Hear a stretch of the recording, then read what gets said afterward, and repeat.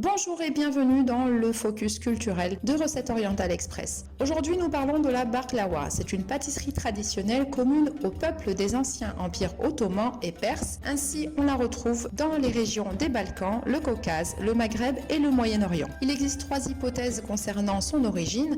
La première, c'est un rapport avec la tradition des pains feuilletés des peuples turcs d'Asie centrale. La deuxième, un rapport avec le placenta, qui est un gâteau romain. Et enfin, la troisième hypothèse fait un rapport avec la cuisine perse et le lozinak. L'origine de la baklawa sous sa forme actuelle viendrait de l'Empire ottoman dans les cuisines impériales du palais de Topkapi à Istanbul, où le sultan offrait des parts de baklava aux janissaires chaque 15e jour du mois du Ramadan, lors d'une cérémonie baptisée baklava alaï.